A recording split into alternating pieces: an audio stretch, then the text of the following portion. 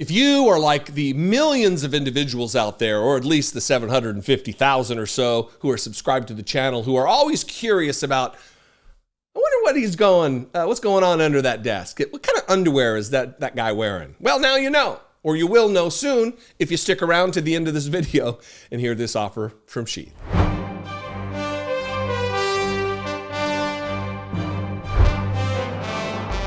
Hey, if you're out there on YouTube today and you want to hear me talk about some stories that I'm not going to talk about on the Dollemore Daily here, I guest hosted for David Pakman on his much, much larger platform for the David Pakman Show.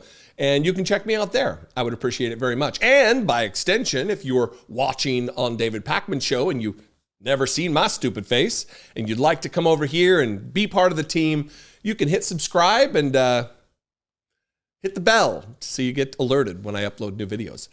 Let's talk about this. Donald Trump is panicked. Donald Trump is floundering. Donald Trump cannot get out of his own way.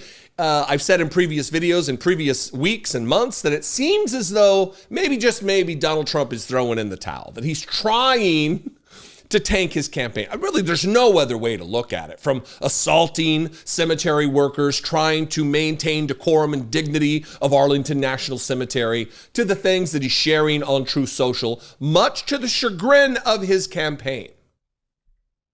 Well, when asked about that very thing, the Arlington National Cemetery dust-up, where he's virtually desecrating a hallowed and sacred space where our wounded warriors are dead, warriors are buried from the Afghanistan and Iraq wars in Section 60, he's pivoting to talk about how he was invited and it's actually Biden who's responsible for the death of their children, and ultimately that he's happy that he did what he did.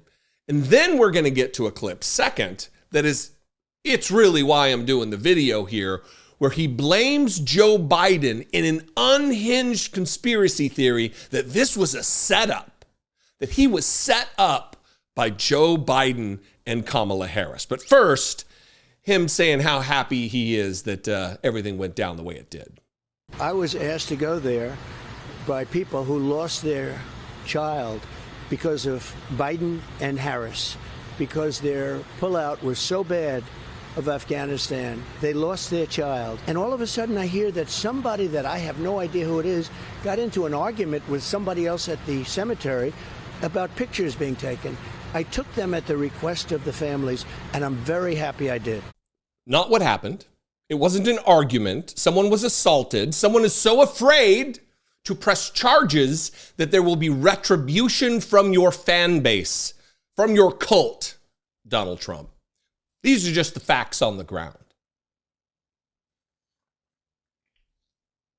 He's happy about it.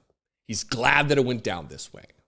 He's claiming that it's wrong to say that he was campaigning and using this as a photo op for politics, even though the private images that were taken, these photographs that were taken of him and the families that just requested that they just get a picture, then how indeed did they end up on your campaign TikTok, where you posted this dipshit? We lost 13 great people. What a horrible day it was.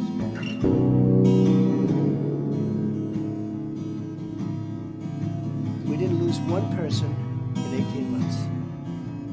And then they took over that disaster, the leaving of Afghanistan. With the somber guitar music and his breathy voiceover. This was a setup. That's where the setup is. That you contrived this thing. It doesn't matter whether the family invited you to come. It doesn't matter if the family said it was okay to take pictures where you took pictures, because the federal law states, not for political purposes can you do this.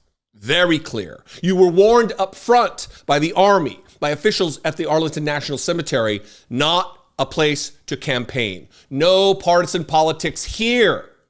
And yet you chose to do so. It was a setup, but just by you. which is what's very strange about this next clip, this next portion of this same interview, where he's bouncing around, blaming the parents, talking about how they're number one on the internet, they're winning the internet, blaming the very people who invited him there, blaming somebody, and then blaming Biden ultimately for setting him up. Should your campaign have put out those videos and photos? Well, we have a lot of people. We have people, TikTok people. We're leading the internet. That was the other thing. We're so far above her on the internet. But on that hallowed ground, should they have put out the images of those? I don't know what the rules and regulations are. I don't know who did it. And it could have been them. It could have been the parents. It could have been somebody. It was your campaign's TikTok, though, that put out the video. I really don't know anything about it. All I do is I stood there and I said, if you'd like to have a picture, we can have a picture. If somebody did it, this was a setup by the people in the administration that, oh, Trump is coming to Arlington. That looks so bad for us. What? People in the administration, Joe Biden, Kamala Harris, they posted to your TikTok and put a voiceover that you recorded violating federal law, desecrating a sacred space for political purposes. They did that? I wonder how the families also, I wonder how they feel about you blaming them. Well, maybe it was the parents. Maybe it was the people who invited me. Maybe it was somebody. Maybe it was Joe Biden. It was a setup. It's a hoax. It's always what it is with this, with every single controversy that comes down. When he breaks federal law, when he incites an insurrection, when he defrauds people, when he rapes people, it's all a hoax. It's all a setup. I don't know the rules. Are you not allowed to disrespect Arlington National Cemetery? I have no idea. I'm just little Donald Trump. The biggest brain, the most stable genius. He knows everything. Nobody knows more than him until he doesn't know. It is self-evident that you don't turn our most sacred cemetery, holding the bodies of thousands of war dead, that you don't turn it into a campaign event, that you don't use it for political gain. The sacrifice that was selflessly given by the men and women who are buried at Arlington National Cemetery isn't a partisan issue. It isn't to be exploited so you can get back into office and end democracy, being a dictator on day one. That's not what they did it for.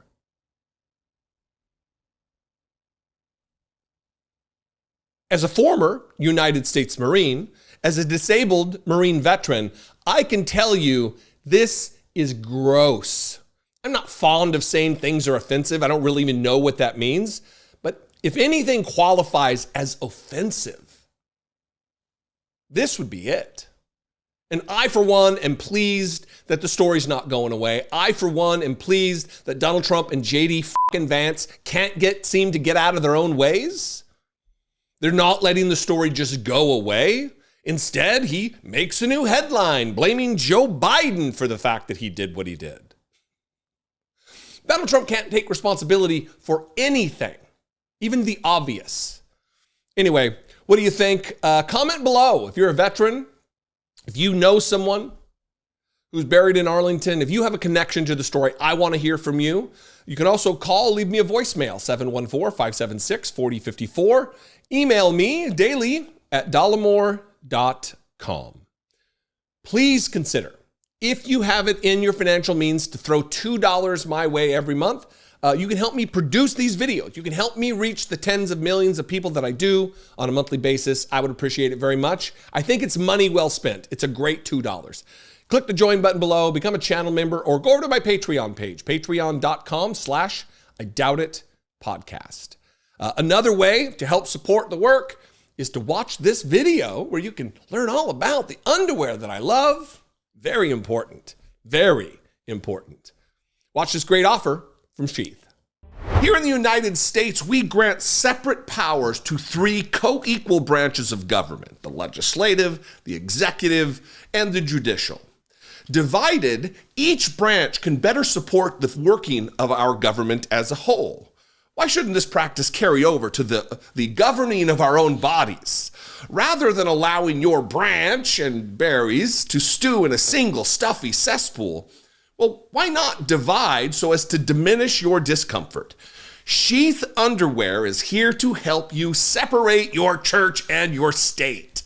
Sheaths are the only underwear with the dual pouch system scientifically designed to keep your executive branch separated from your judicial, if you know what I mean.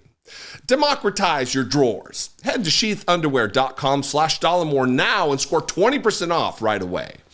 It was invented by a U.S. Army veteran while serving a tour in Iraq. The idea for Sheath arose from the discomfort that was experienced in these harsh environments. As a former United States Marine stationed in that part of the world, I get the inspiration. I wear Sheath every single day, and they are the only boxers that can agreeably accommodate my tree trunk thighs and keep my branches of government carefully compartmentalized. And I'm not the only fan out there. Sheath are recommended by multiple doctors and urologists and have over 20,000 five-star reviews. The airflow meshes, they're my favorite personally, but Sheath has tons of excellent styles and designs.